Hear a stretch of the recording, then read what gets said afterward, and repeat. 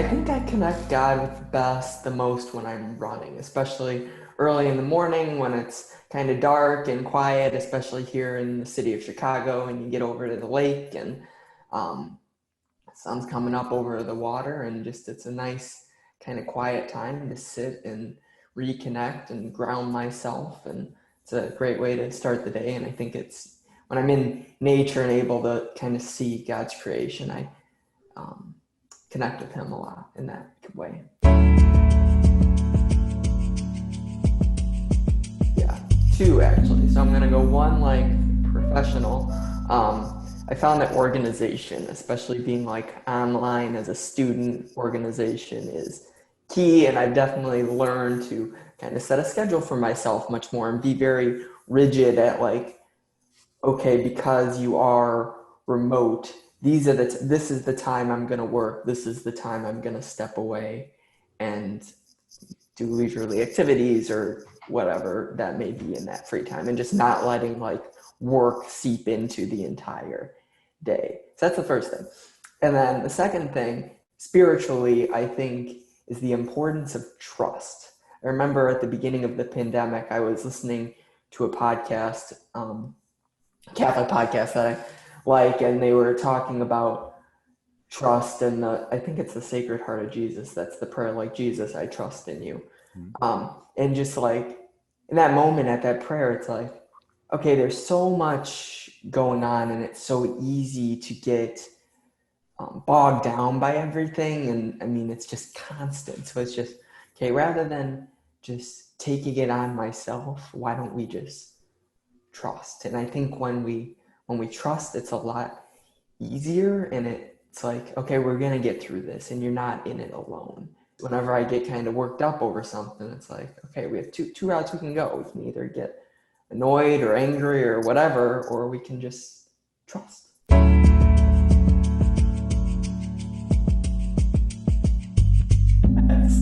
Well, this is an improvement. See, I've lived in this apartment for like 2 years, and that is like, I have that and I have a little cross over here, but that is my very minimal, which is not my not a big decorator. So we're working on it. I was gonna mount, I have this like wooden tennis racket in the corner. I was gonna like mount it next to it in that corner, but my nails were like too small, so I had to find a command strip or longer Yeah, nails. well, So maybe that's a sign from God that maybe you shouldn't hang the tennis racket. yeah, it's not that, it's like little though. Yeah, I have two separate answers. My first answer is a lot of times I like to just sit and listen, because I think God speaks to us a lot in the quiet, and we live in such a busy and loud and world that when you can't hear him when you have so much going on. So first is just sitting in the quiet and listening. When that's not going well, I actually go back to my eighth grade catechesis and taking a quote unquote trip with Jesus. So it's an acronym for thanksgiving, repentance, intercession, and praise. It sounds kind of silly, but like it's a nice way to go through prayer and just kind of hit all your little points. And it's, I don't know, it's a nice little guide if you don't know where to start. Yeah. So if your mind wanders Yeah. in the stillness, then you use that to kind of Mm-hmm. focus. Huh. Yeah. Were you taught by nuns? No. Oh, Nope. I did go to a Catholic grade school, but no nuns. no nuns. No nuns. That explains why there's no scars anywhere on you.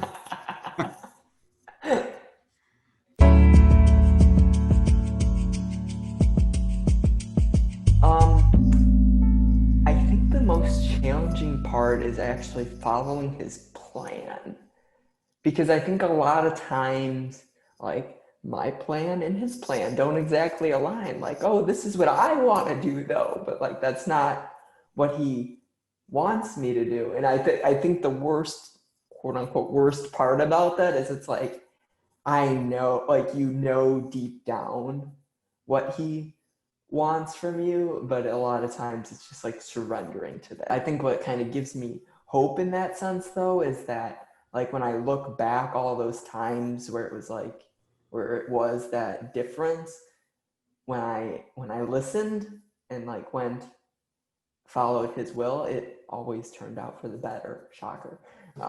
So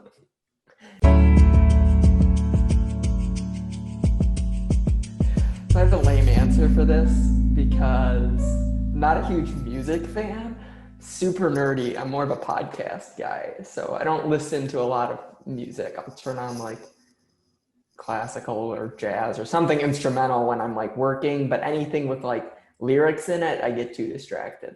So I don't listen to like a lot of music, but I listen to a lot of business podcasts, a lot of Catholic podcasts, a couple storytelling podcasts.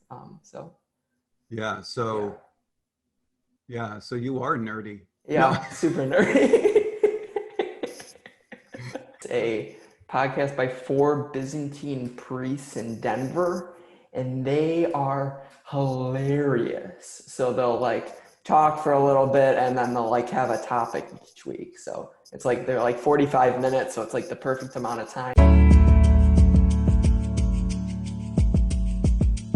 Yeah, running is one of them. Big sports fan actually. I love just like turning on baseball or football and shutting my brain off. Like reading, I'm a big reader. Yeah, so that's my three. I'm gonna say exercising, sports, and then reading. So reading, what kind of stuff are you drawn to? All sorts of stuff. I'm big into nonfiction. I don't like fiction for whatever reason. It just doesn't interest me enough. But I read a lot of business books and then a lot of like Catholic stuff. So I kind of try to alternate books. Like I'll do one businessy book and one spiritual book. And, yeah. So the business, and you also listen to business podcasts. Yes. Yeah. Yeah. So you're going to be up there with Bill Gates. We're going to be seeing you on the Forbes list soon. That'd be nice.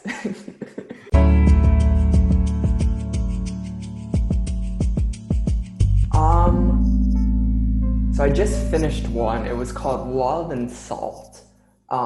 It's by these two ladies. One of them actually used to teach here at DePaul. Super easy read. It was really awesome. So it's a compilation of their letters over the course of like 3 or 4 years. And it's just like but the way they organize it is it like tells the story of kind of the two of them and their journey together and faith. And it's just really, really beautiful. It's really awesome. So I have two answers. Well, you have two answers for everything. I know. Well, I don't like choosing one, so I'm going to give you both. I would, this is nerdy. I would go and look at all the vestments. Like, I feel like the Pope is like a sweet vestment wardrobe. I don't know. I just love like sweet vestments. So that's the first thing I would do. And the second thing is I've never been to Italy, so I just really want to see the Vatican. So just like going and walking around the Vatican. No, but if you were Pope, you'd be at the Vatican. Yeah, well, that's what I would do is when I was Pope is I'd walk around the Vatican. Well, isn't that what he does? I don't know. I don't either. Like, I don't really have anything right away that I would change. Maybe, I guess, off the top of my head, like pushing like kind of the Vincentian values, because I know at my time here at DePaul, that's something that I've learned a lot about and I think is a different side of Catholicism that a lot of people don't see. And the whole idea of like, it's overused here, but I still think it's beautiful, is like what must be done, and just understanding like, okay, it's not about me, how can I help other people? Yeah.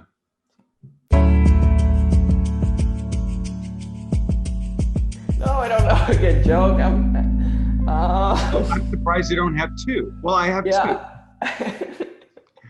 I have a good joke? I have zero good jokes. I have a pun that my dad uses. Does that work? That works. Yeah, okay. Make like a tree and leave. Oh, that was kind of funny.